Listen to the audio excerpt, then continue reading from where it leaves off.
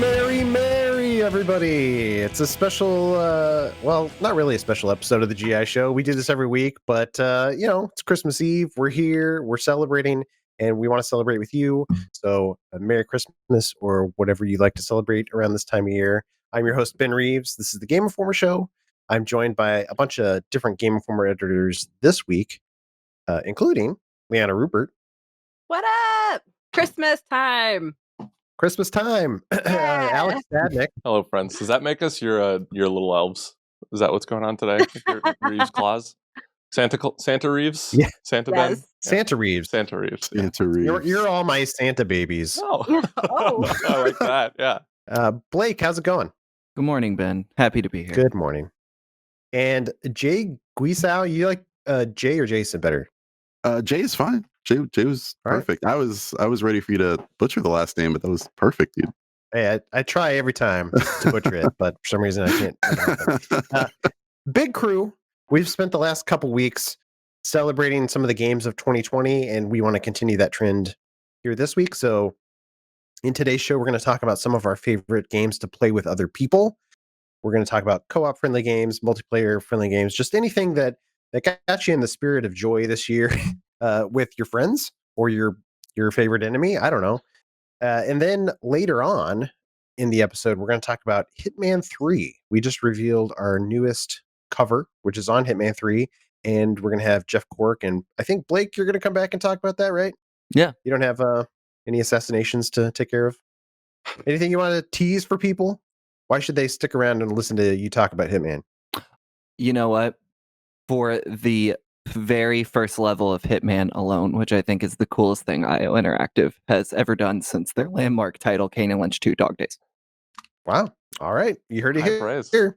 Yeah. So stick around for that. And then obviously we'll do some community email time. So I think it'll be a fun time. So let's kick it off. We're going to do, instead of playlist, we're putting that to the side this week and next. And we'll obviously bring it back in the new year because we're going to keep playing games. But this time we're going to kick off co-op with me, or our newest section where we talk about games that we like to play together. So let's just go around the horn.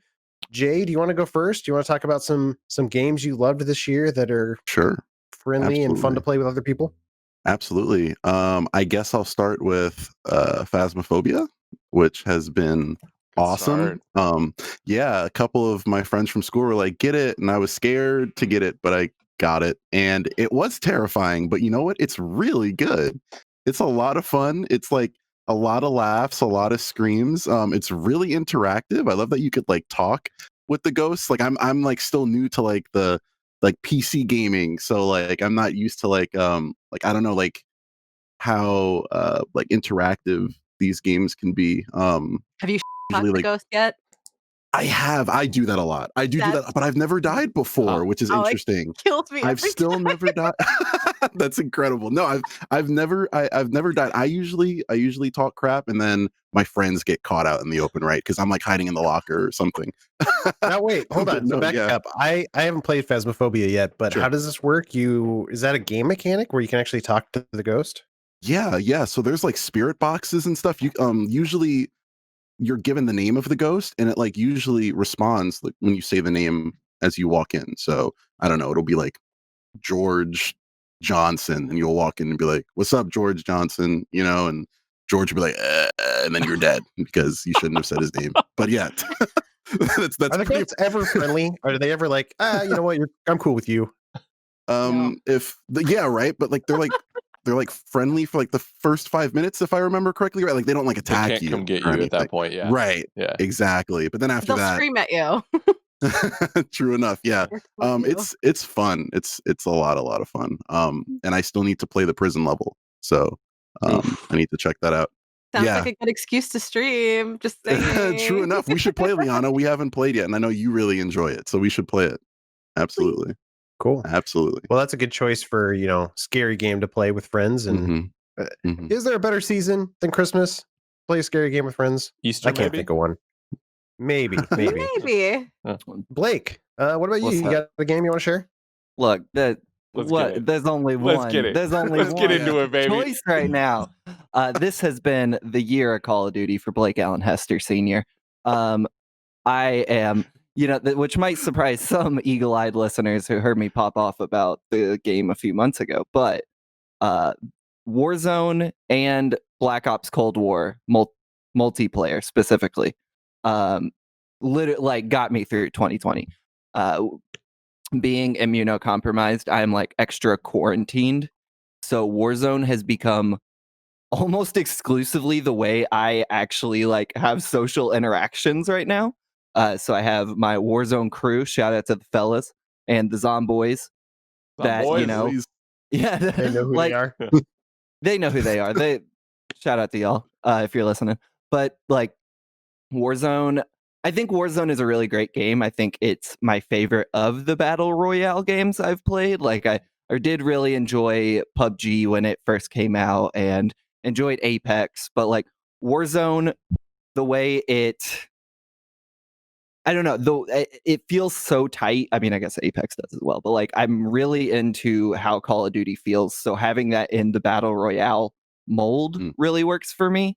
And then coupling that with a personal attachment to just oh, this is, how I get to talk to my friends that I'm used to hanging out with once a week for my entire life, has made that game so special. And then when Black Ops Cold War came out, I think that game feels amazing. It feels different in a lot of key ways to Modern Warfare that makes them two separate games in my brain. So it doesn't feel like I'm just kind of going through the motions on either or. I bounce back and forth. For sure. And it's been a great time. And the new season of Warzone is awesome. It's the new map, wild. Impeccable. Yeah, Yes. it's so game of the good. year. Yeah. I definitely I agree with you, Blake. It almost feels like Modern Warfare is kind of like Forza, and then Black Ops is almost the arcadey Forza Horizon. Yeah. You know what I mean? Yeah. I'm okay that there are some things that I'm okay that I'm just playing on Nuketown in Black Ops, you know what I mean? And it's chaotic and wild and maybe Especially not. with the holiday update for the map. Yeah. Oh, I haven't played that yet. Oh, it's so nice and infuriating and beautiful. I haven't seen the holiday update. I've been too stuck on just the new Warzone map. I haven't checked out any of the other new stuff. Yeah, but I'm 100% with you, Blake. I thought Apex was the best BR could get with stuff like the ping system and stuff like that. Jay, you know what's up? Yeah.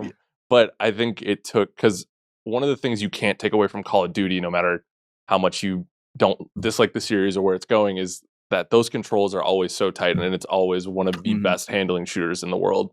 So then when you just pair that with when they stand on the shoulders of what's come before it with ping system, with Apex and some of the stuff Fortnite and PUBG did, it was a recipe for success no matter what. And that's easily, I think, probably my highest hour count this year is Warzone. That's awesome. Warzone is the most hours I've ever had in a video game, period. What are you at? In mine? I mean, I don't know, 8-9 days, something like that. It's absurd.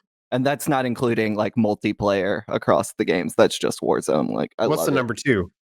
Number 2, Persona 5 Royal. My guy. Yeah. Wow, all right. I've played in my entire life only 2 games, maybe 3, over 100 hours, and 2 of them were this year. So that's insane. Well, yeah.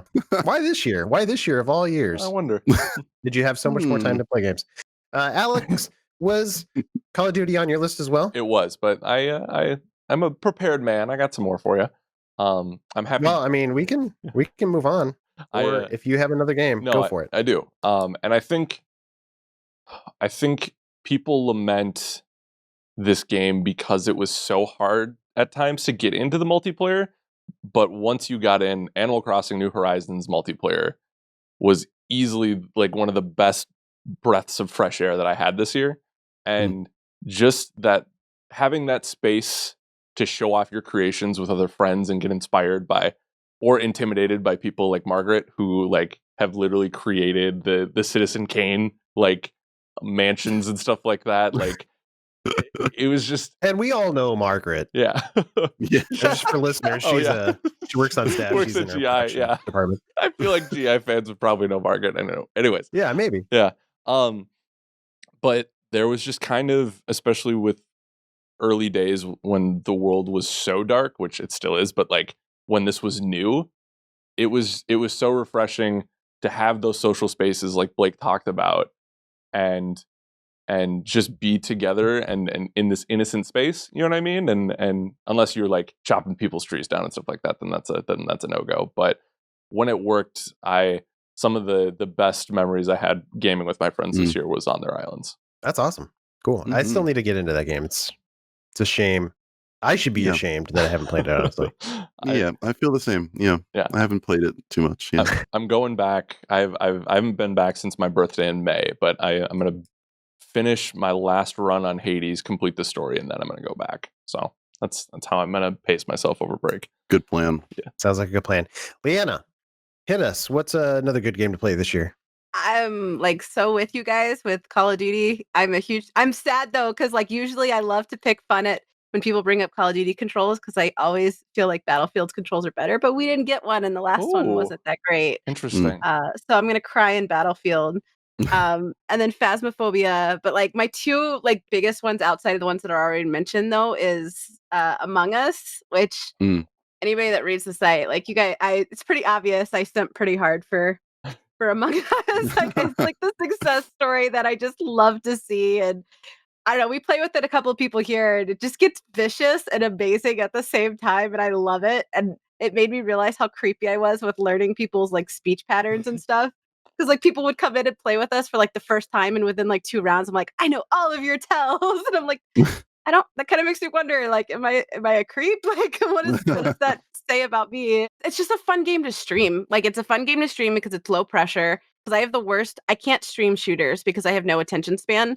So I'm either focusing on chat and doing terrible in the game, or kicking butt in the game and completely ignoring chat. So it's like not a good thing. But like it's low impact too. Like you just, for those days. What that would you're you just guys really say tired. is like the bare minimum number of people you should have to play that game together?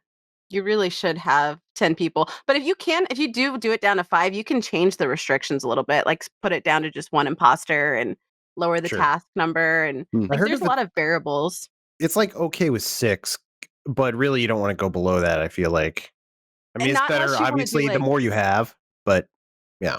Yeah, unless you are willing to do like cool rules. Like there's the Dead by Daylight rules that people have, or like the restrictions where you can't go into cams or anything like that.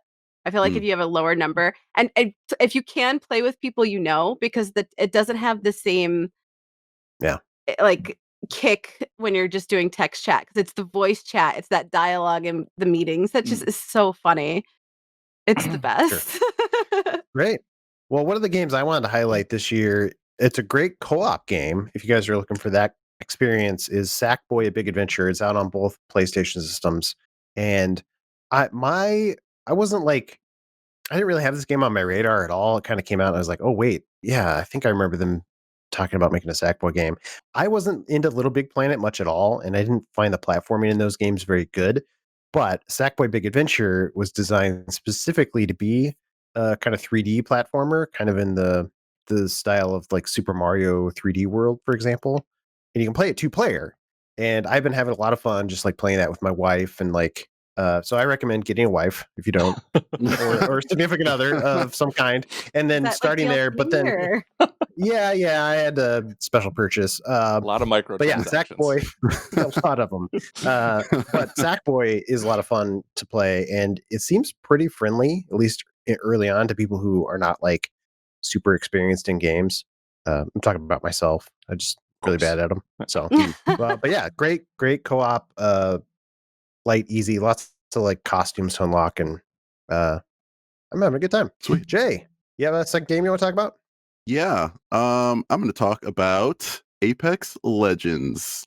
It's been a good year to be an Apex Legends player, and especially this past fall when they dropped Season 7, which came with the Olympus map, which has been incredible. It's like these vivid colors and these metropolises and these residential districts and financial districts, like stuff we've never seen in an Apex map before, color palettes we've never seen in an Apex map before. And then they also introduced this new legend called Horizon, who has these abilities that can sort of, I don't know if anybody's played Overwatch. Her ultimate is kind of like Zarya's Graviton, where she like crowd controls and sucks people into one area. but she also has like a tactical ability that allows people to get to like high ground, like they'll levitate, get to high ground and stuff. So she's kind of changed the meta in a lot of ways, like in the competitive scene. And it's just been fun playing as her, playing against her. It's been fun trying to get back into Apex. I kind of took like a little break with school and whatnot. And it feels like I'm relearning the game and relearning like the meta, and I'm learning the new map, and it's just so good to look at and run through. It's been a blast playing that game. Yeah, that's awesome. Have you also played Warzone? I've played. Okay, so here's the thing. I played Warzone, and I think it's really cool, but it's like everyone is like SEAL Team 6 up in Warzone. You know what I mean? Like I'll come in and I'm like just a casual at that game. So I'm just trying to like learn it a little bit. And then you got some like dudes like in a roof like 500 miles away, like measuring the Coriolis effect and sniping you. You know what I mean? And it's just like, dude, what you know what I'm saying? Sure. So Yeah. it's been really hard to like get into it. Like the mechanics are really tight, right? Because it is Call of Duty and the guns feel good to use and it's fun. But it's just been hard for me to get into. Like it's really interesting, like talking about like Apex and COD because they both have really tight mechanics, but they're extremely different BRs, and like it just doesn't translate the same way. So, I played a ton of Apex and I thought like, oh man, like I'm gonna come into COD and like these kids aren't gonna know what's going on, right? And then you literally have like, dudes, like I said, like in a watchtower, like speaking in code and stuff, and like measuring the curve of the earth, you know what I mean? Sniping me while I'm driving. So it's smoke them while you got them. Yeah. So that was going to be my question is like, do you feel that Apex is a little more friendly to newcomers? Would you say that? Oh, that's really hard. It's funny you say that. I was trying to teach my friends from school how to play Apex, and it's like I think because it's so fast paced, it might be a little more overwhelming to get into. And when you say friends from school, you're like, I don't know how many people know this, but you're like in game design school. So presumably your friends from school are like hardcore gamers, right? Yeah. They're like NYU is predominantly like an indie scene kind of school. So you have like a lot of students there who play indie games, a lot of students who play like single player games. And surprisingly, not a lot of people in my cohort play FPSs. I'm kind of like the one person who's like, play a shooter with me. So I tried to get everybody into Apex, and that's been fun. We haven't won yet. But it's like they're not used to like color coded ammo. They're not used to the sliding and the movement and whatnot. Apex really relies on like mechanical skill with movement and stuff like that. So it's like if you're new to the game and you can't like wall jump or slide jump or strafe, it's like you're not really going to have that great of a time. So I don't know. I guess I would say Call of Duty is a little more user friendly, and maybe that's just because I feel like COD's mechanics are pretty timeless, right? Like if you've played previous CODs, and I'm not saying it's been the same, like it feels like it's been revolutionary like every couple of years, like with their mechanics. But I feel like if you played previous CODs, you can kind of come into newer CODs and still sort of have a decent time learning how to get into it, as opposed to Apex, which feels like its own monster. For sure. So yeah. Just wanted to throw that out there. Here's a tip for you if you're looking to get into Apex here. Community, I'm looking at you. Go play Titanfall 2. Go play that campaign. Bask in the glory of it. Thank me later. Anyway. Then jump into Apex. But I mean, but for real, like that's Apex is not where it's at if Respawn doesn't do the Titanfall series, because some of that locomotion systems are so baked into both of those games. So for sure. And it's only like $5 everywhere, so go play it. Anyways, my tangent's over. Perfect. Blake, what about you? And hit us with another game. Who could forget the hottest game of 2020? 2017 Sea of Thieves. No way! I started playing Sea of Thieves this year with, again, the fellas group chat because it was free on Game Pass. And that game rules. I like to get into the role playing of games, and like to the point where I don't like to run around open world games. I walk through them because it's like my character wouldn't run through the street. You know what I'm saying? I got to role play accurately. Okay. And so Sea of Thieves lends itself to really great role playing. And when we would play, we'd have a crew of 4, which I believe is the biggest crew you can have in Sea of Thieves. and we'd all have very specific roles on the ship. Like one would be the pilot of the ship. I don't know the terminology. One, would captain. That's the word. Wasn't paying too much attention to see if these while I was playing, I guess. Yeah, the pilot of Air Force One, and then the other one would be in charge of the sales. But me, I was the cook, and that was my whole thing. Ooh. Dozens of hours in this game just cooking. We'd get off on the island, they go do the treasure hunt, and be like, I don't give a about that treasure. I got to go find snakes, got to find chickens, got to find pigs, got to do some fishing, and then I go back on pigs. They're so cute. They look at you with so much trust. You can't. But the health they built back up. Yeah, for real. You gotta wait. You gotta make a pro and cons list, and the pros outweighed the cons on that one. Fair enough. I'm going down on the bottom deck. I'm getting my little pan going. I'm cooking everything up till it's a nice golden brown. You got to watch it Benny, listen to me. This is very important. You got to watch this food as you're cooking it because it will burn. And you do not want to be feeding burnt chicken, snake, fish, or otherwise to your crew. I mean, what kind of cook would you be? That's good. Do it. Yeah. Yeah. So I spent dozens of hours in this game just doing that and had an absolute blast. Like that world is amazing. Everywhere you pan your camera is just looks like a painting by a good painter. None are coming to mind right now. I had an absolute blast role playing and just playing through that game. It's a good time. Let me ask you this: did you play this before this year? Had you played? I'd never played it.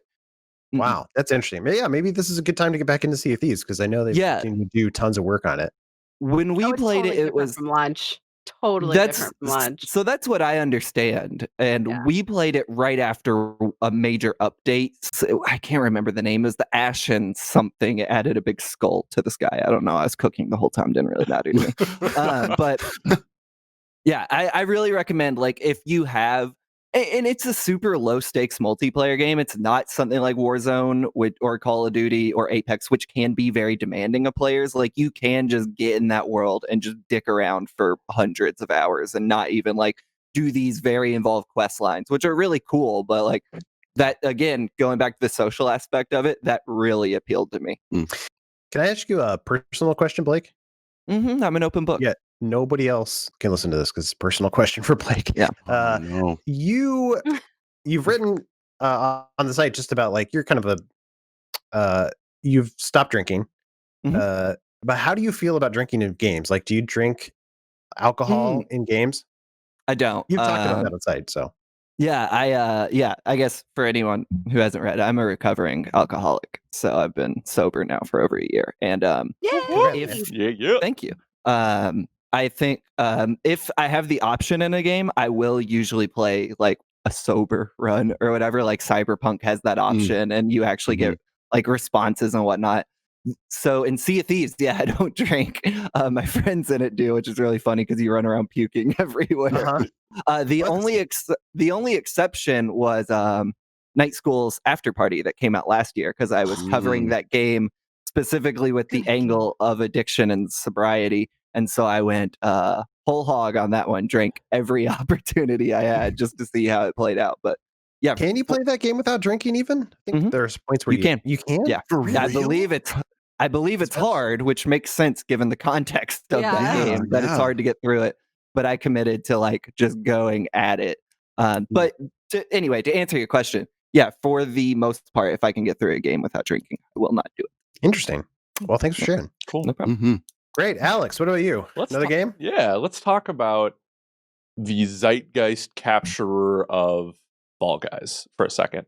Because we've talked a lot about BRs in general here. Before this year, I think shooters were the only category I really thought BR would work in. And then Fall Guys came around and absolutely flipped that on its head. And I think it really added an excitement to that genre that I think some people were feeling lapsed in, you know what I mean? Because I think everyone rolled their eyes when everyone said that each game had a BR coming. But Fall Guys it was just fun. And I think especially towards that beginning of the year where I needed some levity, which is why AC also appealed to me at that time.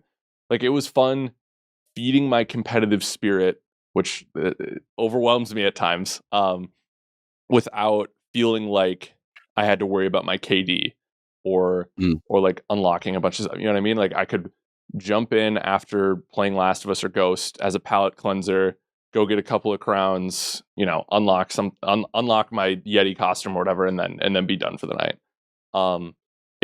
I think I'm similar to that of a lot of people, where it burned bright for that first season and then I fell off of it completely. But it did click in the back of my neck where it's like, this is all I want to play to kind of cleanse the palate. And I don't usually watch like Twitch stuff and that kind of stuff, but the Tim the Tatman stuff where he couldn't get a win was hysterical. I thought that shit was so funny. We just did a charity stream. I did a charity stream with Alana Pierce and like Jackbox and all of them were a part of it. And Tim was in that. And it was so funny because we were all, even though he's gotten crowned since then, if we saw him in like the final running, we were all like specifically moving so he could get it. we were like forgoing the match so he could get it. It was awesome. Yeah. Someone did. We had like 80 people in chat. It was like 80 people in chat. It was chaos.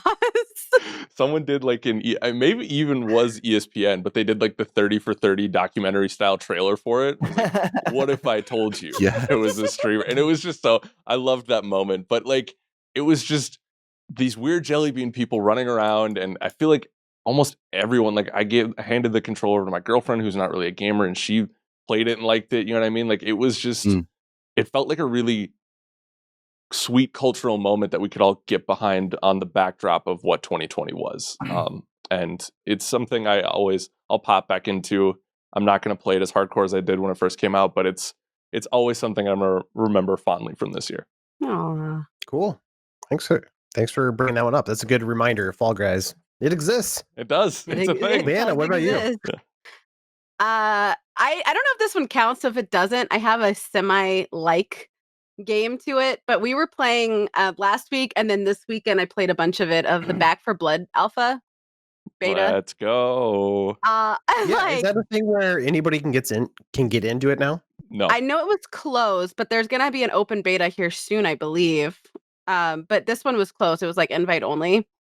But oh my god, it was rough the first day because there was server issues, but I mean, we know it's the spiritual successor of Left 4 Dead 3. It's by the same dev team. They weren't really subtle with the whole back and then the number 4 blood, being similar. Like, they weren't exactly being subtle about it.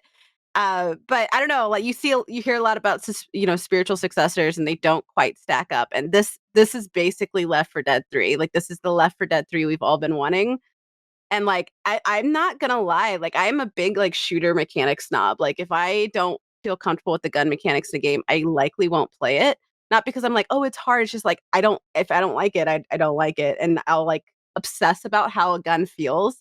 And I gotta say, like, the way the AK feels, the way that, even though I didn't like the Uzi, even the way the Uzi felt and the shotguns, they just felt so good and weighted and realistic and powerful. Like, I played with Alex and I was just like walking in spraying. And like, even melee, like there was one time where I accidentally mixed up a skill card and I didn't have a gun equipped, so it was just a bat. And I was just running around just chopping people's heads off with a freaking wired bat. It was just, I don't know, it was unreal. perfect. Yeah. I'm 100% with you. And I think a lot of people almost want to dismiss it because it's so close to Left 4 Dead, right? But I think they should not. A, but B, it's not. Turok is not just going into this trying to capitalize on the nostalgia of what was. Like, this deck building system in this game is no joke.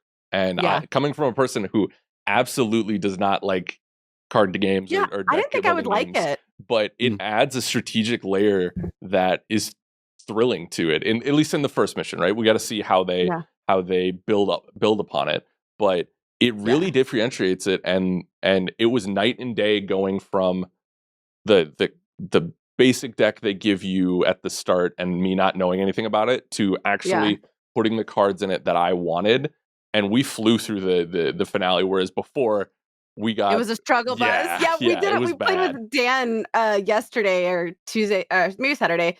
And we went all team based, like no individual cards whatsoever. And that was all of our decks. And it was we couldn't get to the final part because one of our people kept going off on his own, looking at Chew through the door. But like, so that the boat part, he kept just going off. I'm like, no, we need you to plant the bombs. Like, come with us. Where are you going? But yeah, it definitely made a huge difference. It went from like almost Dead Island like fear of zombies, of how just aggressive they were, to like just spanking the crap out of them. It was awesome. Sure.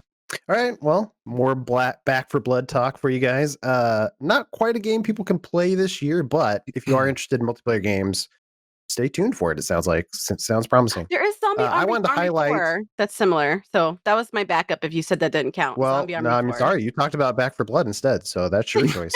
I'm going to talk about a game, Wasteland 3. Yes. It's a game, I think most people think about that as a single player game, but there is a multiplayer component if you want to. And it's basically the whole game.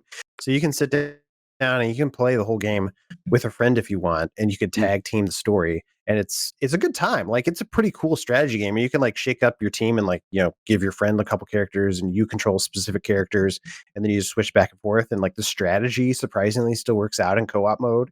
But then when you're not in combat, your friend can be off in another area talking to people while you're like maybe at the store buying stuff. And they can get you into trouble that way. But it's actually a pretty cool game. And you can play it outside of co-op too, and then bring your buddy back in. So it's a really cool little mode that they added to that game. If you're at all into RPGs or strategy games, I recommend checking out Wasteland 3. I know we're starting to run out of time, but we're going to do one last round. So maybe speed round with your final game. Jay, what do you got for us? So yeah, just as you can see with my entries, it's been a little bit of a pattern. Like all the co-op games I've been playing with people from school. So I'm going to do a little blast of the past here, but it's still getting updated and it's still a big game now. Arguably the greatest game ever made, Overwatch. Oh, hey, well, I mean, it's a predecessor of Overwatch, so there you go. All right. Overwatch continues to be my favorite game ever, and it was really the first FPS that I really got into, other than like Modern Warfare when I was a kid. But I went back and played it again, and it still feels good, and the characters are still really cool, and I even went back and started watching the videos on YouTube of like the little cinematic shorts they do for characters, and just seeing the lore there, and knowing that Overwatch 2, I mean, who knows when that's coming out, but hopefully soon. Also, Liana, I saw I think you tweeted it. Overwatch definitely needs crossplay. Yes, you guys all play on consoles. Yeah. I want somebody to play with me on PC. That's what I have it on PC. Oh my gosh, you won't believe what I do on PC, right? I have my right hand on the mouse and my left, these three fingers on a controller. That's how I play Overwatch on PC. What? Like, I cannot. Are you a serial killer? I am so serious. I have mapped the left side of the controller for the rest of the controls. I only play Ana because I can't set up all the legend. I love Ana too. Yeah, same, right? And like I can't set up all of the heroes in that game, so I've only set up Ana. She's the only hero I play. Yeah, there you go. But yeah, so like one hand on the mouse, the other hand on the controller. Stream it. I want to see you stream it with the camera over your left hand and a camera over your right hand. Like, I feel like we need to see this. Jay, move to Minneapolis. No. Yeah, I want to get you on so much more video stuff. Like, I'll move NYU to Minneapolis. It'll be fine. It'll work perfectly. Got you. Damn, dude, that's wild. Yeah, that's what I've been doing. I've never heard that. It's going well. We've been doing well. Is it like an accessible thing? Because I have MS, so I can't feel my hand. So like that kind of actually sounds really appealing on those like really bad days. Is it like an accessible thing or just a personal preference thing? I guess it's mostly a personal preference. It's like a best of both worlds kind of thing, because like obviously aiming is just like nothing can match up to PC aiming, like why would I use sticks and stuff like that to aim when I can use my mouse? So I just keep the mouse with the aiming. And literally, I think I've put melee on the left stick and like the different abilities on like left trigger, left bumper, and that's it. Like somehow that's all I need to play this game. And like I have like little buttons on the mouse, so I'll put reload on one of the little buttons on the mouse, and that's it. You do your movement with the left? Yeah. Work with them. Oh my god, It's I need to wild. see We'll have this. to, we'll have to do a video of this. You Yeah. just rocked my I was- world. Yeah, do a video. I impressed myself. I'm not gonna lie. I called my girlfriend over. Like she lives like 20 minutes away. I'm like, you got to get over here and see how I'm playing this game right now because it's wild. So yeah. And she was like, "Hey, it's 3 a.m, Jay. Go back to bed." That sounds like some cyberpunk stuff, like just hacking stuff together. Like, I made it work. It's fine. Exactly. No, yeah. Overwatch is an interesting choice, though. Like, I didn't hear a lot of people talk about Overwatch. Did they add a bunch of stuff this year that made it worth going back to? It's not really that like they added a bunch of stuff. It just, I guess it still feels good, and it like you step away from a game, like there's like you immediately have like this feeling that like, oh gosh, that game is dead, because I'm not playing it anymore, so you don't know what the community is like if it's still there. But then you come back and it's like, no dude, like the world doesn't revolve around you. This game is still here and there's still millions of players. It's an enjoyable game. It is. It's a really good game, and like I said, none of my classmates played FPSs. So like this was their first time playing Overwatch, which arguably like I feel is extremely difficult to come in season 23 and try playing Overwatch. But Yeah. I mean, they've done it, and like seeing them hop in and just trying all the characters just reminded me of when it first came out, and I did the same thing, and I was just like, oh, this game is just so different, But yeah, That's it's crazy. Yeah, it's not really the updates. It's just still great, and just knowing Overwatch 2 is going to come out eventually, and seeing what they do with that, it just makes me more excited for it. Cool. So, yeah, it's a fun world for sure. All right, Blake, you're up. Discord screen share option. Despite how hardcore I am about Warzone, not a big multiplayer guy, but I do like watching people play multiplayer games. So one thing I got super into this year was in one of the Discords I'm in, shout out to the Game Quarry Discord, people will just randomly throughout the day join the like general chat and share their screen and play games with each other. And I'll just hop in there and watch them and hang out and like vicariously get that experience without actually playing Phasmophobia or the Riot game, Valorant. Yeah, like these games that like honestly don't appeal to me super much as a player, but just hanging out with them while they're playing together and being part of that social thing, that has become like a pretty big part of my week, is just like, oh, this so and so is in there playing games with each other. I'm just gonna hop in and hang out for a bit and just like chat. So yeah, that's a really cool screen share on Discord. Yeah, not a game technically, but it's a really cool idea. Like if you're out there and you're like super hungry for some human interaction, you miss your friends, whatever, like there are ways you guys can play some of the games you love, even if they're not, multiplayer friendly games. So that's really cool. All right, Alex, what about you? What is sneeze? Bless you. Oh, I got one more. Bless you. Yeah. Bless you. Okay, so we're good. unprofessional, Alex. You look like you exploded.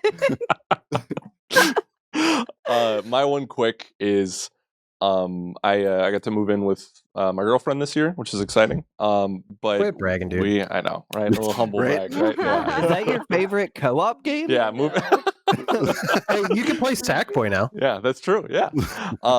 But because I've talked about it before, she's not a big gamer, but she and her sister and some of my friends who don't play games love the game Moving Out, like to their core. And for those who don't know, it is a co-op cartoon moving experience where you have a certain time where you have to move all the furniture out, and it starts to get wild toward the end. There's like ghosts and crazy stuff. Like there's like a Frogger level that you have to traverse with a couch and stuff. And it's just, it shares a similar DNA to something like Moving Out, where it's like to like Heave Ho, where you have to work with the other person, even though sometimes it's more funny to screw them over. And just having that was a joy to play with people who don't usually like games, because obviously, spoilers, I like games a little bit. What? Yeah.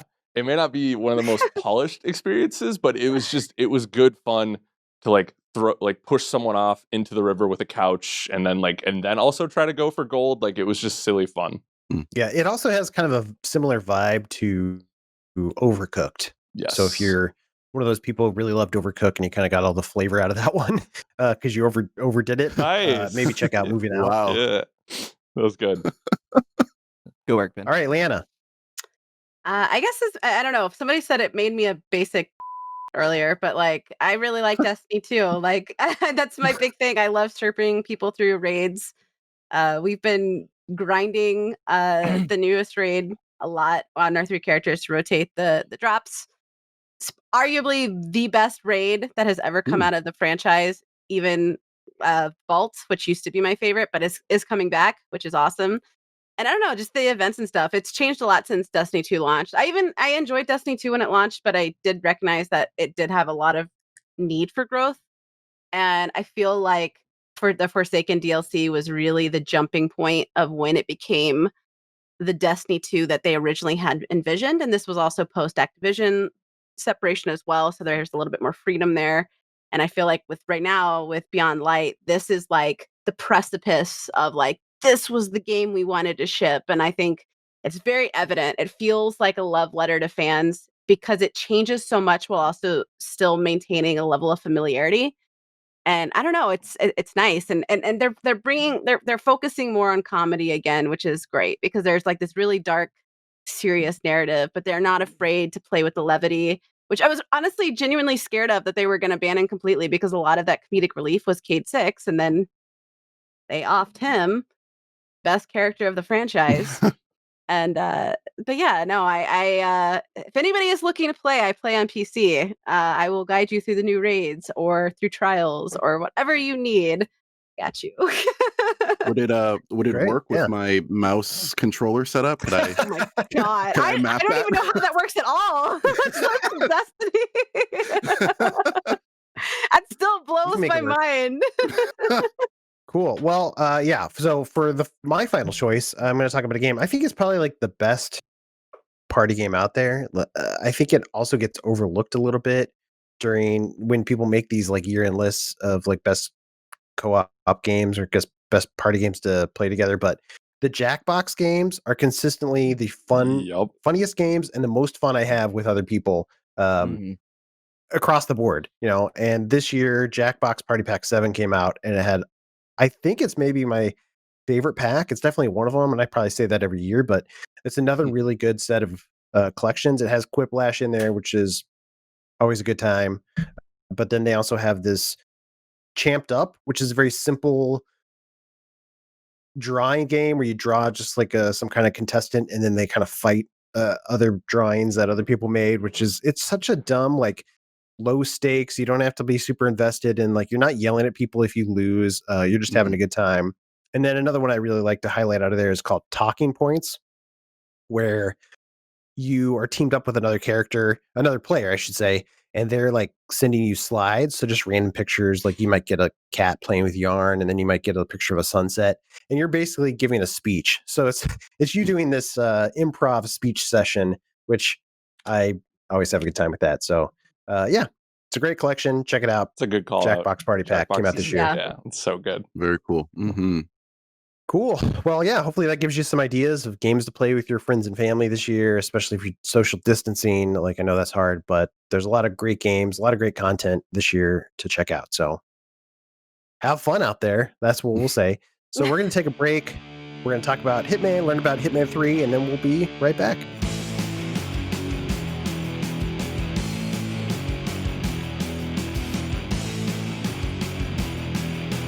And we're back, everybody. Joined, let's see, Blake and Alex are still here, still sticking around because you guys love Hitman. And we brought in Jeffrey Cork. Hey, Jeffrey Cork, here I am. Should I say Jeffrey, Dr. Jeffrey, Professor Cork? Oh, let's just make Stolen Valor. I love it. Let's do it. You recently wrote a cover story for GameInformer.com on Hitman 3. It's out now. People can read it. It's online in digital form.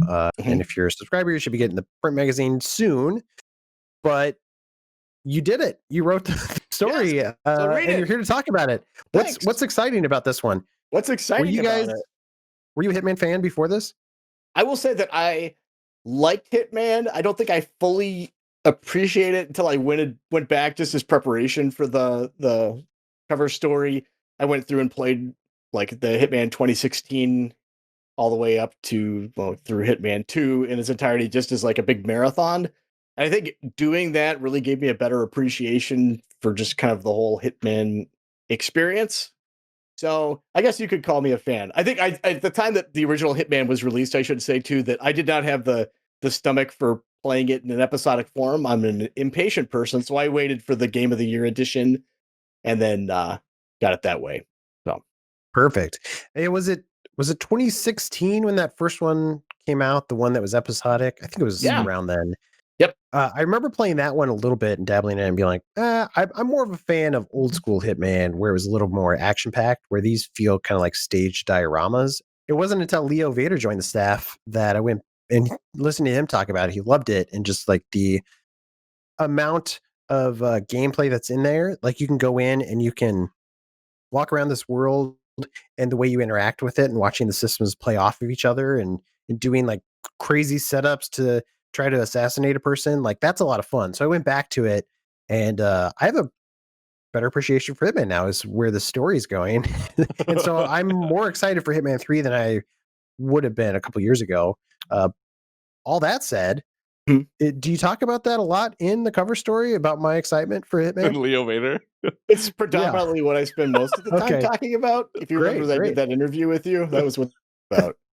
That's what that was about. Exactly. Okay, I wonder why there were so many Hitman questions. Yeah, kind of to like build on what you're saying. I think that is one of the things that I think is like, I would say maybe a kind of a ding against Hitman is like it's very easy to play it like in a way that isn't as satisfying as if you really engage with it at the level that it's designed to be played. You know what I mean? Like you could just be a big dum-dum and alert all the guards and just keep like brute forcing your way through and then just turn it into like what feels like a fairly mediocre shooter, which is like, you could do that, but it is absolutely not as fun as really just being super methodical and like planning something out and finding like, okay, if I go this route, you know, this guard here patrol, I can kind of, this person's exposed if I do this, and I can't smuggle a weapon in, but if I find this thing that I mean, there's a lot of planning that I think is super satisfying when you pull it off. And having someone who I think is like an evangelist, kind of like a Leo, certainly helps with that. But I think once you are onboarded with it, I think to your point, the story I think is probably more engaging than I would have expected to, like, and especially like playing what I did of Hitman 3. We get to play 3 of the 6 levels in it. I obviously don't want to spoil anything, but it definitely goes in some really, really interesting places narratively if you do engage with the game on that level. If you don't particularly care about the story, I mean, you can certainly skip cutscenes and just get right to the action, and it's still the same, like, super fun Hitman as before. But I think the story is really cool. Does it seem like, it just based on what you're talking about with the story, that you really should have played Hitman 1 and 2 before diving into this one? Absolutely. Yeah. I think it's one of those, like, technically you could jump in with Hitman 3 and just start right at the beginning, but you would be missing a lot of what makes the series kind of special. I think one of the things too that's really interesting about Hitman is that they've got the whole world of assassination umbrella that everything is underneath, where basically it's all one united app if you're playing it on console or PC or wherever, where it's just like, this is Hitman. And if you've bought Hitman 1, that starts Hitman 1. But if you bought Hitman 2, it's all there. Just like you could just play through the entire story in one place. It's not like you're launching Hitman 1 and then when you're done, roll credits, then I move into Hitman 2. There's kind of this fluid nature of the series, so it all flows together nicely. So long-winded way of saying you should absolutely play the other Hitman games first. Yeah, and they're fun games, it turns out. So they're really great. Yeah, you're in for a treat. Blake, were you a Hitman fan before jumping into this?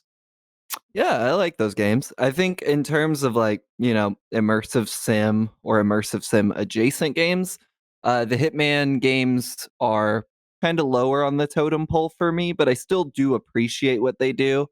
And seeing where they're going with 3, which really it doesn't, which I guess makes sense. It's the third and like this housed umbrella. It doesn't feel like it's necessarily radicalizing any of it. It's only iterating upon it and blowing it out. You know, I feel like each Hitman game at this point, they make a big to do of like how big the levels are, and they are frankly astounding in this one. I don't think there's a few we can't talk about, I don't think, but like Jeff, I watched Jeff stream, and just walking around the level, it felt like its own contained open world in a way that I don't know if the other ones did with, and of course they include like different story arcs and everything like all the other ones do. The thing I will say about this one is I think for people who are into Hitman, whether that be like kind of passive like me or mega fans, this looks like it might be a home run. I don't know if this is the one that's going to get people on board because again, it's just like more of that thing. But I think if you're into this series, like you're going to be stoked on what it offers and how it's kind of blowing out some of those systems people really like.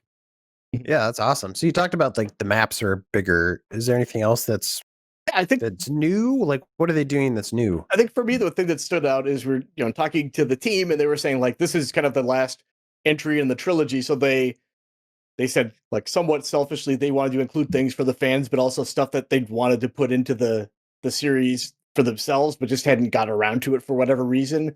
And I think probably the best one example of that would be the level in England, which is it's so cool. It's basically you start off and you can get a disguise for private investigator very early on, and then you can play the level like a murder mystery where with this disguise, which is optional, you could still go in as AG-47, all the guards will see you and alert you. But if you have this disguise on, you basically have free reign of this entire English manor, and you could talk to people, including the target, and figure out who killed this person by interrogating suspects and investigating the grounds for clues and finding hidden things. And that's just like one of the stories. All the Hitman games, there's like a bunch of different routes you could take that's kind of unfold as you explore everything like that. So that's just one of them. And it takes quite a while to like fully solve it. There's like a couple of dead ends that you can go down as well. But it's really interesting kind of departure from the traditional Hitman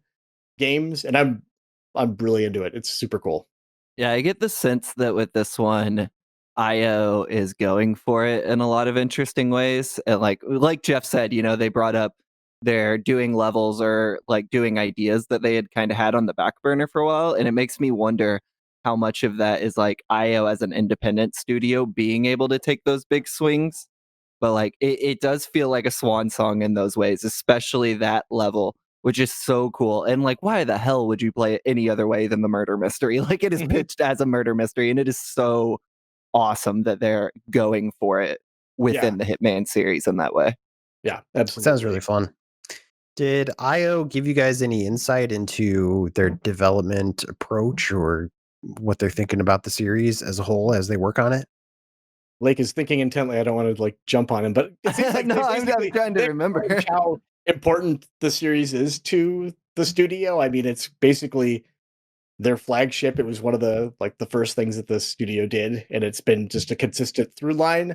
Some entries have been, better received than others, but it's definitely something that the team is still feels is really important to them, just to like the core of their studio culture and everything. But I think at the same time, everyone is excited to kind of move on and try new things as well. There's kind of a, I don't want to say like melancholy that's surrounded it, but it seems like there's kind of a sadness, like last final semester of senior year kind of thing going on, where it's like we're saying goodbye to this iteration of Hitman, at least, this trilogy. I think it's still going to be like they'll have a ton of updates and like the elusive targets, and they'll have like timed events and that kind of stuff. So the game will continue to be supported, I think, for quite a while after it launches in January. But I think the story is, from what I could tell, it seems like it is going to end. Yeah. Yeah, that's cool. It'll be a definitive ending. I think the biggest takeaway for me from talking to the development team is like a similar thing, like hearing them reflect on closing a chapter, because I feel like their pipeline probably hasn't changed much in the last 5 to 6 years. They're kind of just like iterating on what 2016 did, but they are also, I don't know if reckoning is the right word, but like dealing with the fact that they're now independent and this is their first independent game, and then they're kind of piecing out from Agent 47 for a little while to do some new IP and new projects. That conversation seemed to hang over everything they talked about, except for the VR stuff, which did seem like it was quite a new venture for a lot of them. Yeah. Well, I'm curious about VR, but also since you brought it up, like while you guys were in the middle of basically writing the cover story, I'm sure they announced that they were making a James Bond game, that they had that license. Did they tease anything for you guys? No. We asked and they said, no, stop. No, not the I cover mean, story. they gave us what you might expect from us asking about a game they had announced only like a working title for 2 days before. Basically, it was, despite the fact that they've worked on several IP, 4 or 5 different IP, Hitman included, like they recognize, and I'm thinking specifically about the 2 heads of the studio right now. They recognize they're basically the Hitman studio as far as people are concerned, and they do want to kind of not break away from that, but they want to be known for more. And so that's what they kind of like focused on when we asked about 007 is like, yeah, we're doing new things now and we want to be known for more than just Hitman. We still want to be the Hitman studio, but like the Hitman studio and the 007 studio and the this and hopefully the Kane and Lynch studio again. Please, Kane and Lynch 2 is so good. You guys mentioned VR as well. One thing I thought was interesting is this game will be available in VR, which is crazy. Because I'm curious to play it in VR, but then also it's exclusive to PlayStation VR, at least initially. So it's not going to be available for any of your VR headsets on PC, at least initially, although that'll probably roll out later down the line. But if you want to play it in VR when it launches, you have to play it on PlayStation. Yeah. It's true. Well, all of the games are coming to VR as well. Like it's not correct. just Hitman 3. Yeah. Well, I want to like dive in and play. So it's like a first person. Are you playing as Agent 47 in these modes? Yeah. It's everything that you already know and like are familiar with in those games, just in VR. That's really cool. That's crazy. Yeah. Yeah. That was the most interesting things about that is just talking to the team, kind of rediscovering their game and checking out locations that they thought they knew super well. But I think just by the nature of pulling it in to first person, then also having like a VR headset, it feels like it's a lot more of an intimate experience in a lot of ways. But like talking to the like producers of the VR mode, they were talking about just kind of like gaining a greater appreciation for the art team because just a lot of details that you completely like. The thing that they brought up as an example was like there's just one mission where you have to get some intel on a USB drive, and I remember this mission is just like a tiny little USB drive, like it's like minuscule. It's like 2 or 3 pixels wide on your screen. They're saying like in VR you could get up close to it, and like that artist had created like a really highly detailed label for it and a light and all this other stuff. And they're saying like everything has that. So they're saying like guns where they're like, oh, we're gonna have to have like the artists design this for iron sights now. It's like, no, all those worked. Like the hollow sights just worked. Like whenever the team was creating them, even though you would never use those because Hitman is like a third person game, you never saw those sites functioning. Just all that stuff had kind of already been done, all that legwork. Was that kind of maybe not the onus for putting it in VR, but did you get the vibe from them if they didn't have those steps in place already that VR would have been more difficult? I think it absolutely would have been more difficult, but I think it was just, I don't want to say happenstance because obviously the artists aren't just dinking around for their own merriment, but it was certainly work that it paid off. It seems like it was like an internally created decision too. To a lot of like there's some just evangelists for VR within the studio, and then their passion basically led to the studio head just saying like, give it a shot, see what you can do, see if this works in VR, because like there was just as good a chance that like, oh no, this is awful in VR, it's unplayable. Yeah, everybody pukes. There's like it definitely. I got the sense it started as like a skunks work thing that they were just kind of dicking around with. And then as it gained traction within the studio, it's kind of retained that. Like it makes sense. They're not going to allocate 200 people for the VR component of this game. Like it's still, I think maybe 20 people at most on that. And it's like, because of how small and intimate that is, there's a lot of excitement for it right now, which is really cool. And it's interesting to hear about a game working unintentionally in a completely new like perspective the way that game did. I'm very curious to see some of that stuff up close. Yeah, it would totally change the gameplay in kind of a weird way where you're presumably reaching out and interacting with things, and like you said, looking down the sights of the gun. Well, they're adding stuff. Neat. They're adding stuff to it too, because you have like the motion that are. I don't know. Do you play with the motion controllers? Maybe. No, use do you remember? Yeah, use a DualSense. Oh, okay. But like they're adding stuff to it too, where 47 can like mess with people in the world because when they are like testing the game, people want to reach out and just like touch people's faces. So they're also like adding whole new features for you to like bend this world and be kind of like mischievous in it in interesting ways. I should clarify People giving too, you weird look when you touch their face. Yeah, I should clarify it's a Dual Shock 4 because the game is like a PS4 because of the VR. Oh, right. Oh, sure. Yeah, it's a good clarification. Yeah. Cool. But they were talking about like the being able to like push your hand against somebody's face, and then also like there's like a drummer who's like playing in the hall in like one of the passageways in Miami level, and she was saying that you could just like reach out and as his hand is striking the drum, just like interrupt it, and just if you want to just be, it's like a jerk simulator. It seems like. Yeah, I have always wanted to do that. Yeah, absolutely. But I imagine it would hurt. I am like very curious. Violence in games does not offend me. You know, I'm fine with it. But put more in it, I say. But in VR, I am very curious to see what some of that will feel like because, you know, you're by design eliminating a lot of the distance you have between something like a game where it's so personal. And I'm very curious to like, if I'm stabbing a dude in the face in Hitman VR, like how is that going to read to me in my brain? And we asked him about that, and they were like, yeah, that's something we considered, and we made the decision not to tone it down, which like obviously isn't within their right. Like if they want to do that, that's fine.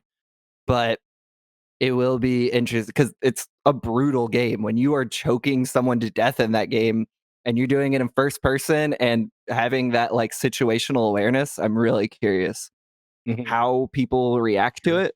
I don't know how I'll react to it. Maybe it's whatever, and I'll love choking people out of VR. I think it'll probably take away some of the glamour that we associate with drowning someone in a toilet. You'll see, like, oh, this isn't cool, actually. Yeah, like I mean, it's always gonna be funny to knock someone out with a muffin, but I don't know if I'm gonna love like point blank executing someone in VR. Yeah. You know what I'm saying? Like it's very weird. Well, yeah. Hopefully, we'll learn more next year when we play it in VR. We'll learn a lot about it. That's good talk. Do you guys want to tease any of the features you're going to put up on the site throughout the month? What should people look forward Alex to? Van Aken, he's got a rapid fire interview coming up, and got some other stuff, which is quite possibly the worst tease. I don't know.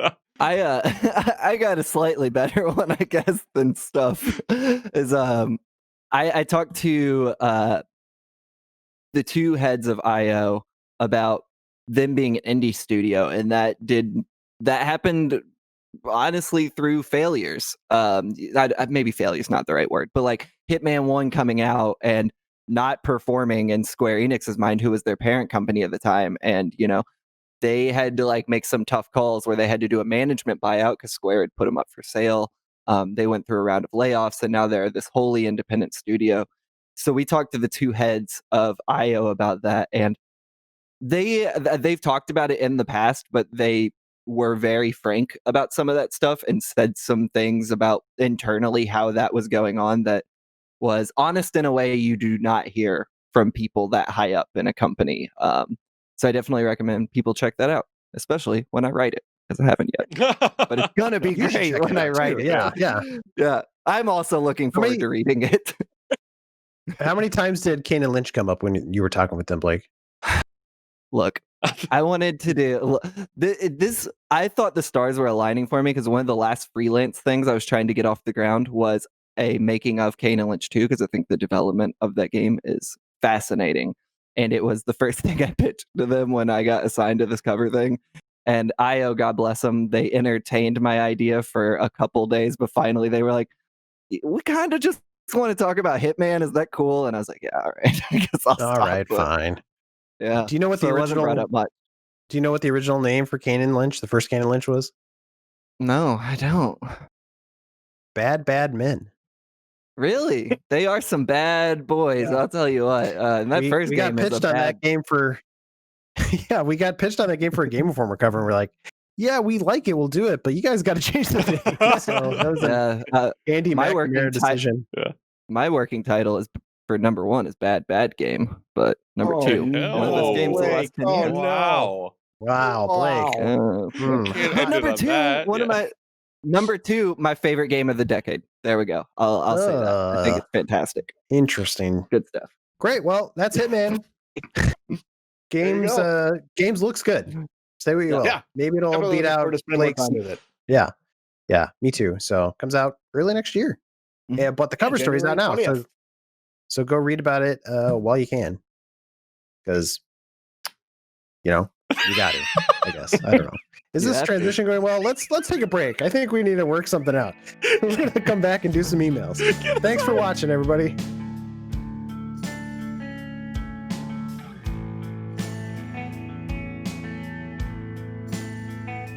Welcome back, everybody. We are here to do some community emails. That's the next segment of the show. That's what we like to call it, because this is the time where we answer community emails. So That's what we do. It is just that straightforward. We can't think of a better name. These are emails that people send in, podcast@GameInformer.com, and we answer them. So got the original crew of the together from earlier in the show: Jay, Blake, Alex, Liana. How you guys doing? Did you forget my name for a I second? thought. I think it's the I Discord was call. wondering that. Yeah. I think it was the Discord call that lagged. It's like hurtful. Oh, did my voice cut out? Yeah. It was like name. Lana. You just started like yesterday, though. I think you can Amazing. Break. Yeah. Yeah, you're new here, right? Yeah. That is interesting. Yeah, I would never forget your name. But you guys ready to answer some emails? Sounds good. Do it. Mm-hmm. Great. What about you, Liana? Liara. Is it? Damn it! Liara, right. Perfect. Liara is acceptable. I will take that one. This first one comes in from Adam. He writes in, hey, quick and simple question. What's your biggest surprise of 2020? For me, it was Mixer shutting down. I totally didn't see it coming, and I was really disappointed about losing that community. Shout out to our You Mixer guys have any big community. surprises? We always would have two people, Yeah. like 1 or 2 people watching our Mixer streams. So shout out to them. Bless. I don't know. For me, like Microsoft acquiring Bethesda, that was a power move. That was like 9,000 IQ brain move on their part, in my opinion, and very smart, especially with Starfield. Even though Fallout 76 gave, kind of really gave the company a huge hit, I feel like there's so much love with long-standing franchises that I think given a chance, Bethesda will turn around. And I think Microsoft's going to give them the tools they need. Because let's be honest, like Bethesda needed to change and upgrade their engines like a decade ago. And I know Microsoft is going to, with their business model, they're going to really, I mean, they're already working on one, but they're going to encourage that kind of growth. And I was shocked, and happily so. I know a lot of people weren't super happy because they were worried that meant more exclusives. I don't really think everything is going to be exclusive. We actually have a deep dive on that on the website. Yeah, we do. Interested, but like plug. But yeah, that was, there's a lot of cool surprises this year, but like I felt like that one was good because going into a new generation of Xbox, that's the type of news in conjunction with game releases that is going to give, Phil Spencer's done such an amazing job putting the Xbox brand back into the hands of gamers, because let's be, previous leadership kind of bunked that up a little bit with trying to make it too much of a spread out entertainment console a little bit before its time. And between that and now, Obsidian and Bethesda are under the same umbrella. So Fallout New Vegas 2 win. Like, give this to me. Yeah, for sure. What about the rest of you guys? Any big surprises from the year? I know it's super recent, but the one that first comes to mind is the announcement of Perfect Dark, the new one. That was wild. Yeah. It was, just a Game Award thing that happened just like last week, basically. But I'm excited for it. Yeah, because we've been waiting. Microsoft has touted that quadruple A studio that they've brought people from like Naughty Dog and like BioWare and stuff into, and the rumors were Perfect Dark. There was a couple of things that people were thinking, but like to actually see that logo flash when we were streaming it, I was like, oh, let's go. Like I'm curious to see what they can actually do with it. I wonder if we're actually going to get gameplay from it next year. I was surprised I got a job at Game Informer. I was too, actually. Yeah.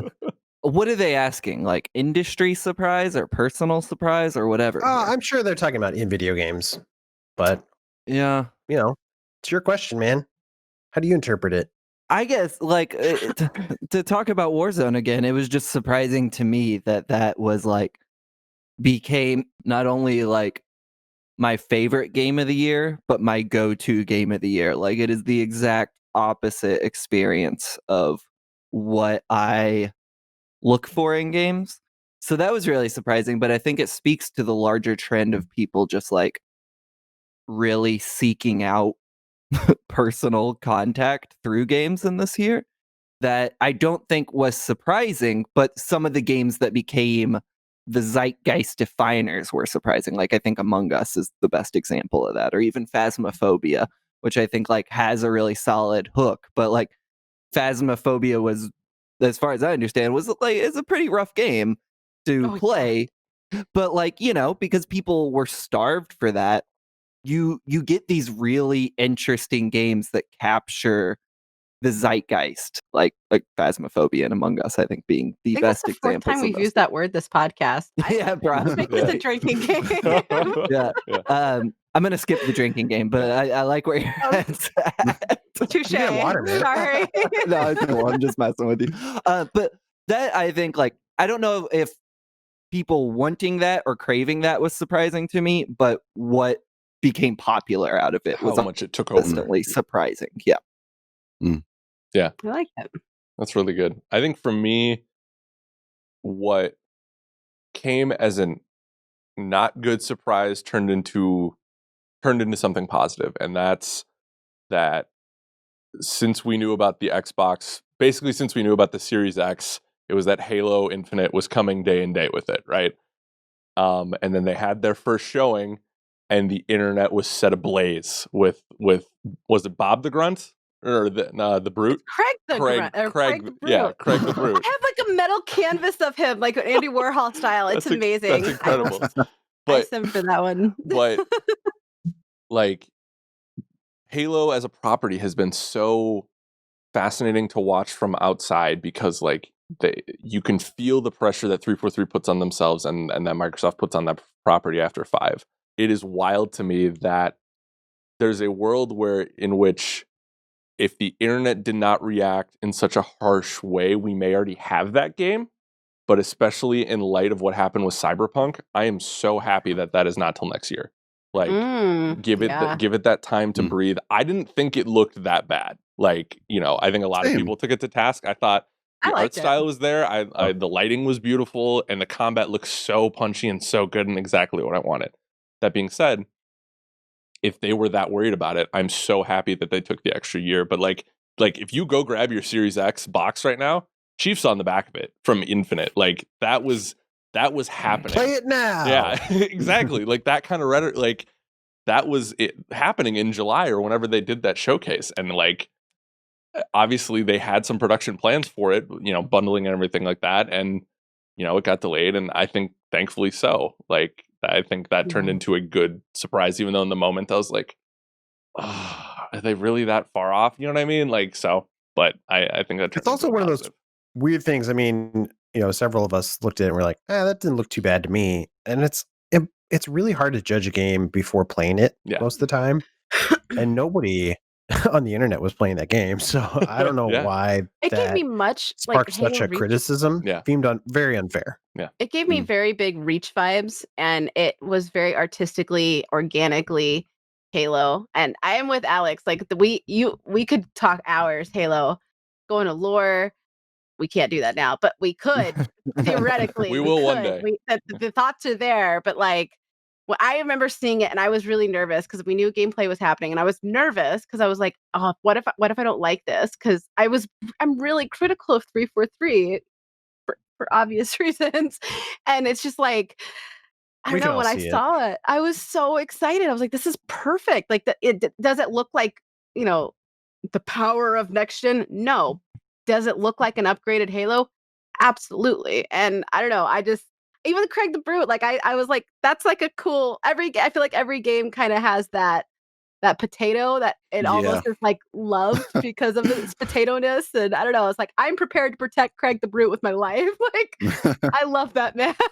So I don't know, I was really sad, but yeah, I agree. I think it would, I don't know, I think that would be a nail in the coffin for the Halo franchise if what's going on right now with Cyberpunk happened to Halo Infinite. I think that would be the last chance for the franchise. Well, and it's interesting too because I feel like I agree with you, but also too, I think that Bethesda purchase that you talked about took a little bit of the pressure off, right? Because I think a lot of people expect Halo to be a system seller, and while I think that is still the expectation, if it's rough at launch, it's like, okay, well, we have Elder Scrolls coming, or like, we have Starfield coming, so it's like it's not. It doesn't feel like back in like 7 years. Yeah, true. But the messaging can be like, we have other stuff that's coming. That whereas in like 2016 when like Scalebound got canceled and whatever else, it felt like Halo was that last bastion for Microsoft. Whether that's fair or not, but yeah. And Gears. Fair enough. Gears is underrated now. The Halo delay was definitely surprising for sure. Mm-hmm. All right, next email. Zach from Tulsa writes in. He says, "Hey, GI crew. Your friendly local wizard was trying to help Santa put some extra pizzazz into his gifts. Yeah, the wizard's back, man. However, as always, he didn't do his job very well. So these are the items that Santa rejected. The wizard is going to try to sell them in his shop. He's got to recoup some cost. It makes sense. The Wild Wizarding World of William Wootton's Widgets. That's a store. That's one hell of an alliteration. Oh, yeah. Yeah, nicely done, Zach. Would you guys be willing to buy any of these items from him? So here are the items. They're all quirky. The first one is a fancy set of noise-canceling over-the-ear headphones, but everything they play is either at half speed or at 2 times speed. They cost $10. That would be hilarious. I would totally buy that. $10 just because it's amusing. Hell yeah. That'd be hilarious. Would you give them to somebody, or are you using these yourself? I would use these for myself, or give them to somebody who's not used to playing online games, and then be like, "This is how the games are meant to be played," and then just have them lose their shit. As a prank thing, okay, yeah. Now I can see that. But for myself, they're only $10. Yeah. $10.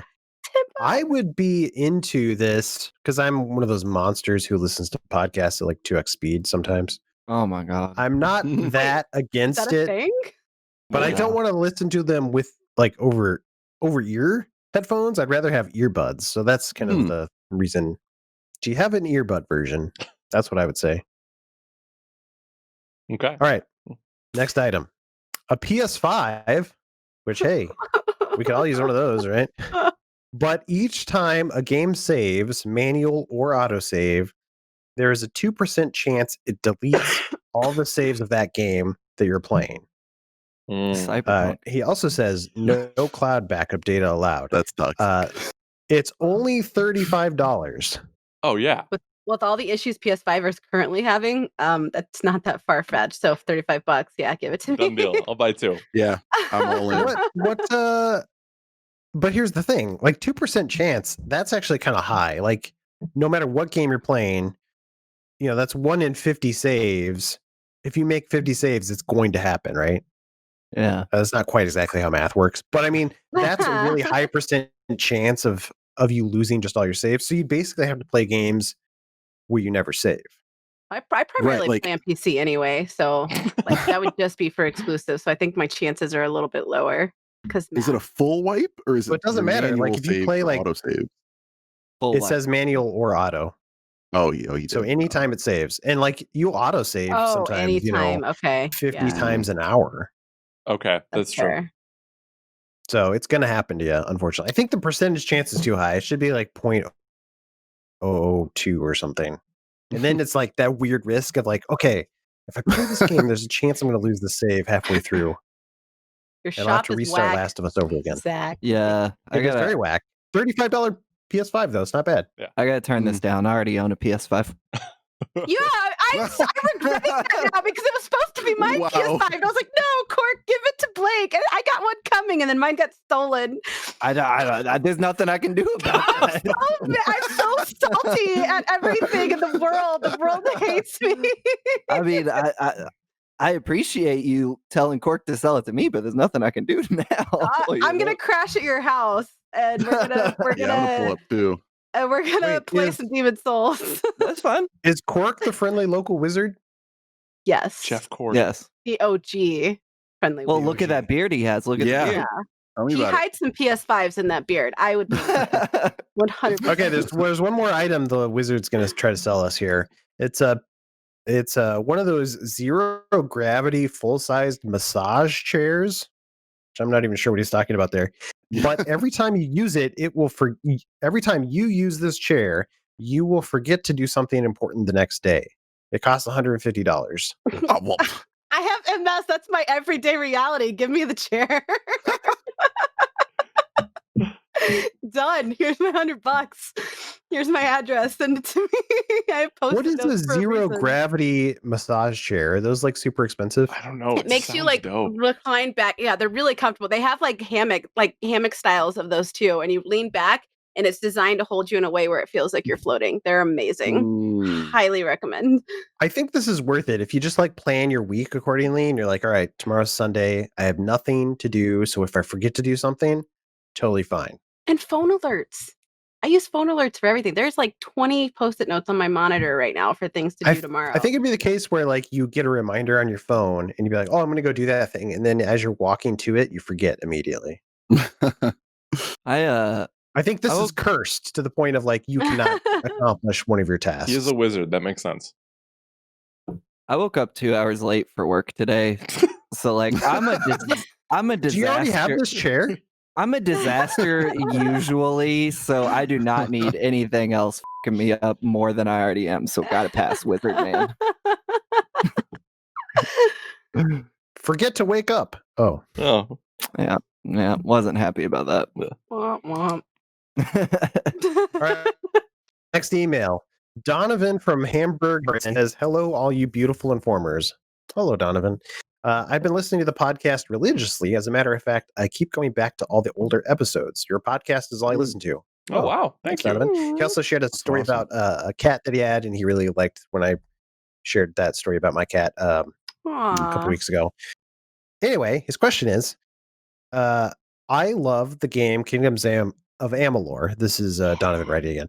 He says the art was amazing and mind blowing, and the gameplay was simple, and the story was amazing. Is there a game that you guys love, but the company is no longer in business? The cereal. Yeah. I'm so salty about that. Dead Space.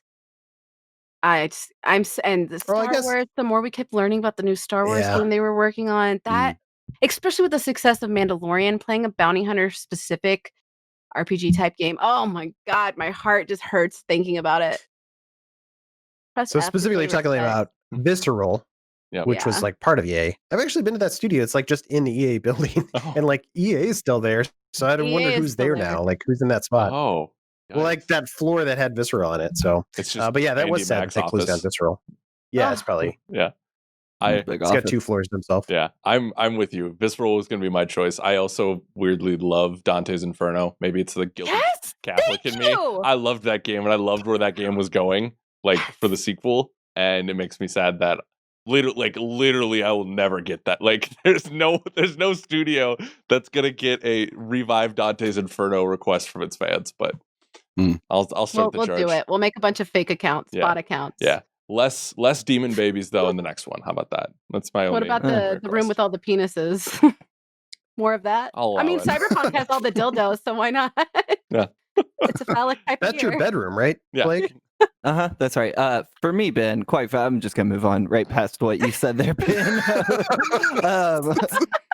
Quite frankly, there's only one answer for me, and that's Neversoft. I mean, I got the brand on me right now, like those Tony Hawk Studio. Yeah, the Tony Hawk Studio also took over the Guitar Hero franchise with Guitar Hero 3, and then worked on Call of Duty for a little bit. Yep. As far as I understand, I've been lucky in my career to talk to a lot of those dudes.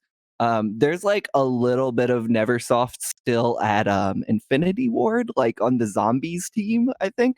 They call it like I don't know how many are still there. This is years ago that I heard it, but they call it like a little Neversoft. But that company, I think a lot of things about Neversoft probably haven't aged super well, but I think that company just put out hit after hit, and they are a treasure trove of interesting information.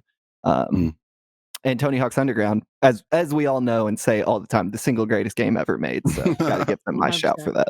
We Love all Neversoft. keep saying that. Over and Love over. that. Jay, do you have any choices for this?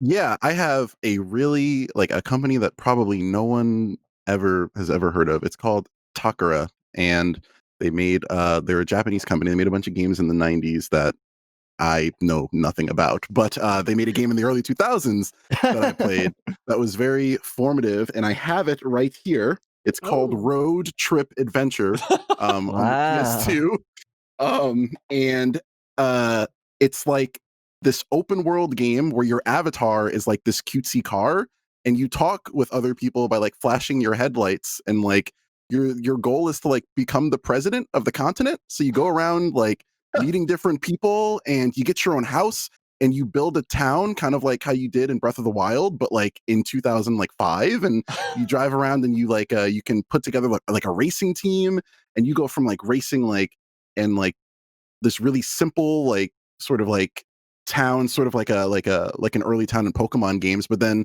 as you keep racing, you might race around a volcano, or like you might like float on top of water and like do jet ski races. And I mean, this is like, I was like, I don't know how old I was. I was like 10 or something.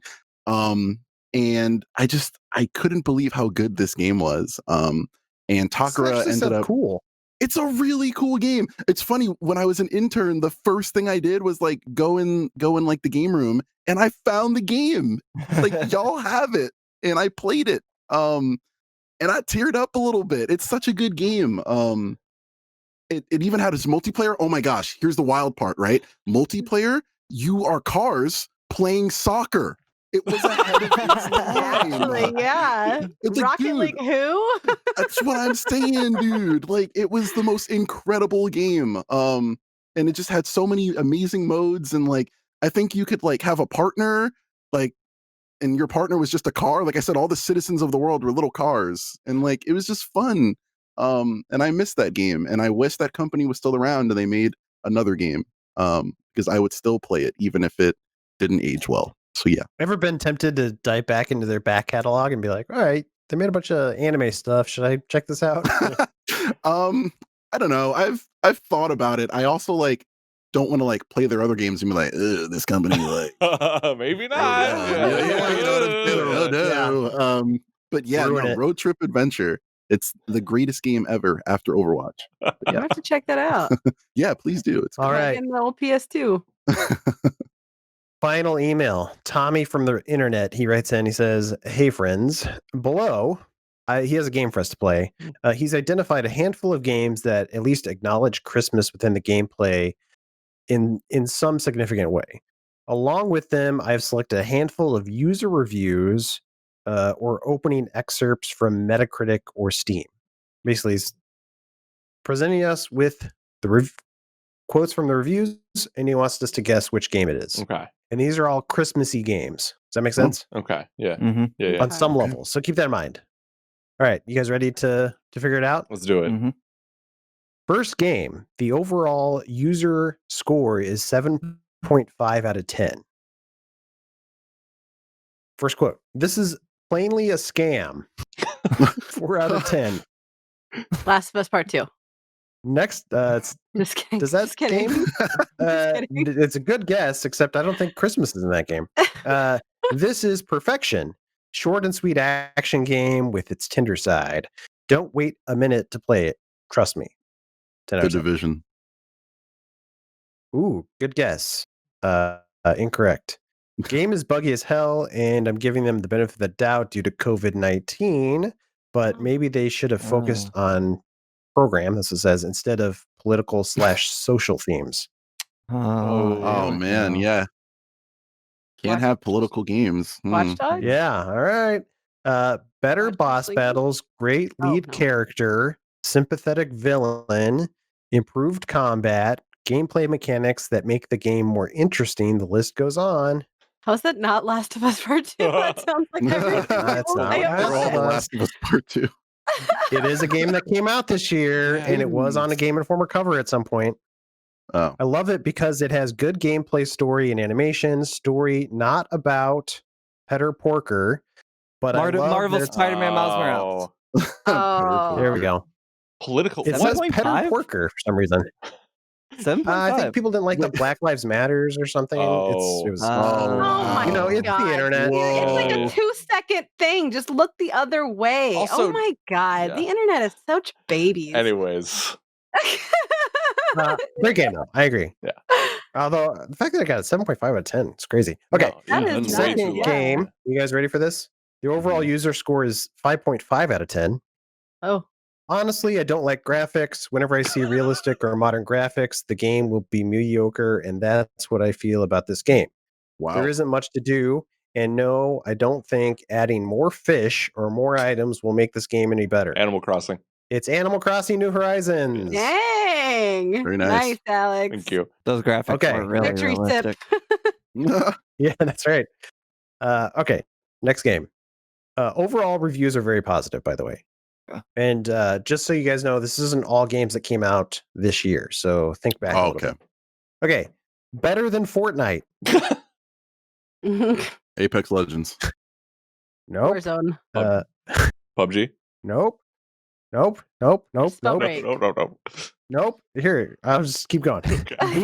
Guns and aliens. God bless America. Destiny 2. Wait, No. What'd you say? No, keep going. This game is awesome for a main reason. Bunch of references like Portal, Matrix, superheroes, Tron, even Star Wars.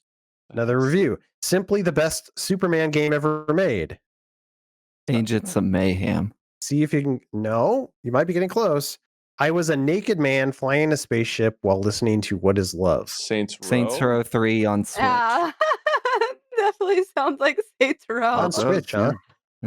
Blake is very close. He's on fire. Saints Row 4 on Saints Row 3, not Cats on out Switch. of Hell. Wait, no. That's not Wait, aliens. No, you had it. Saints Row 4. Okay. Oh. Okay. Okay. Everyone said I'm that bad game's at great this. for its references. who can forget the Who can say that? references? Okay. Ready? This is the last one, guys. Ready? Fun, scary, and so many guns and clothing. Borderlands 3. Cyberpunk. Last Nope. of Us Part 2. Hey, hold on. We should penalize you if you're guessing the wrong thing. Like, make sure you know what you're. Make sure you think you're right before you start yelling out a game. Road trip. It's Okay. road trip. It's road trip. It's the road So, trip. hold on. They said guns, scary, lots of clothing. They said fun. fun, scary, and so many guns and clothing. It's Okay. not Phasmophobia. Totally misses why the first two games were popular. There's Borderlands 3. hold on. There's no time limit, I said no Borderlands co-op, 3. no fun. This game is so much Oh. fun all around. One of the best things about the game is that you don't have to play the game once. You get into town. You can do what you want if you don't want to play the story. Next review. Red Dead Redemption 2. Destiny 2. That's a good guess, Uh, okay? Because you don't have to play the is it? story if you don't want to. Okay. Does it have Christmas in the Yeah, Christmas the dawning theme? event. Dawning event. I totally forgot we were trying to remember Christmas games. Yeah, remember this is a Christmassy game. Okay, the game has no cart. It's just cookie cutter game, bit out to make money. I got it through a humble bundle, which is great because I had to pay full price for this game. If I had to pay full price for the game, I'd be sorely disappointed. If Fine. playing Redacted was like eating food, it would be like eating a whole 5-gallon bucket of plain oatmeal that has 3 blueberries sitting on top.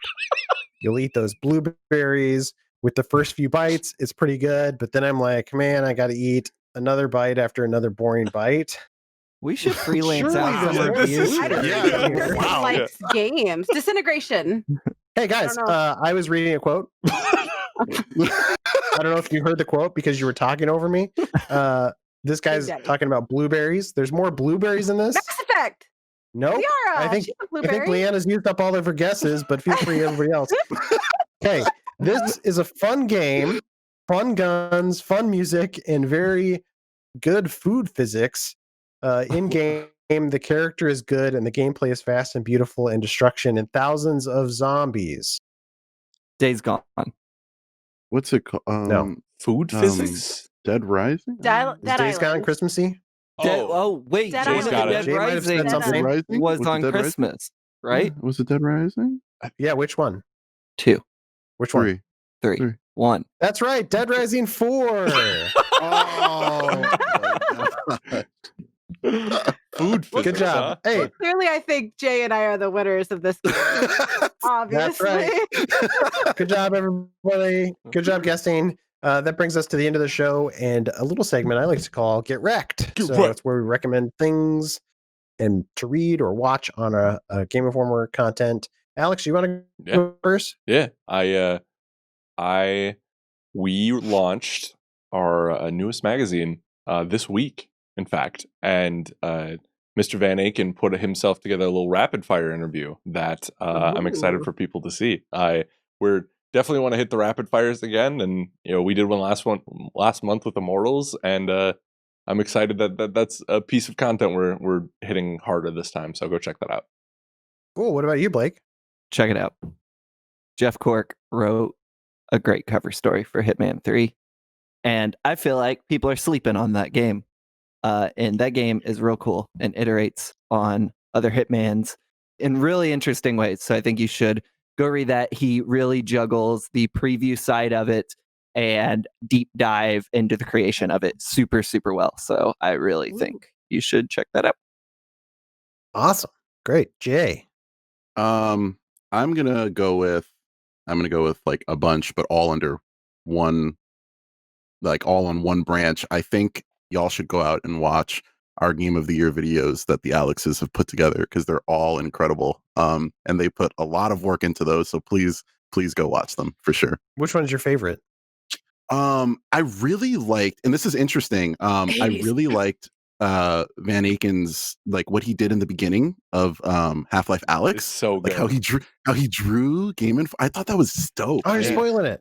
Yeah. Oh, I guess I did. Yeah, I guess I did. No, but you should go see it anyways. It's a teaser. It's a teaser. You should go see it anyways, though. It's really cool. He said that to me. He did the thing where it's like, hey, you could say no if you want. I don't know, like, but I did a thing. I was like, dude, no, this is dope. Like, what are you talking about? Like, of course we're gonna use that. Like, yeah, 100%. Yeah. It was so cool. I was like, wow, are we doing stuff like that for every game? It's like, no, like it's not like every game lends itself to stuff like that. I tried to write Game Informer in the Immortals like grass, and it just never came to him. So. Yeah.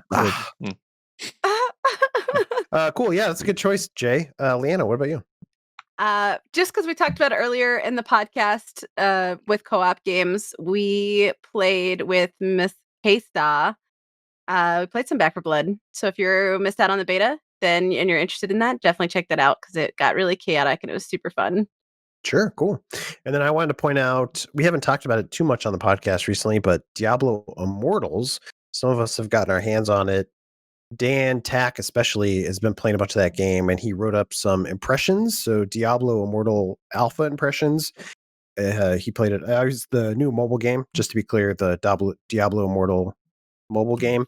Sounds cooler than I think people were giving it credit for when it got announced. Like, people were pretty down on it, I think, because it wasn't Diablo 4. But it's actually really fun. Now that we know Diablo 4 is also coming, check out the Diablo on handheld. And we got impressions on the site, so check that out. Cool. Well, that brings us to the end of the show. Thanks, everybody, for watching or listening to this episode of the show. Please like and subscribe. Subscribe to the magazine. We appreciate that, too. Whatever you do, come back next week. Until then, game on. Happy holidays. Happy holidays. Ho, ho, ho.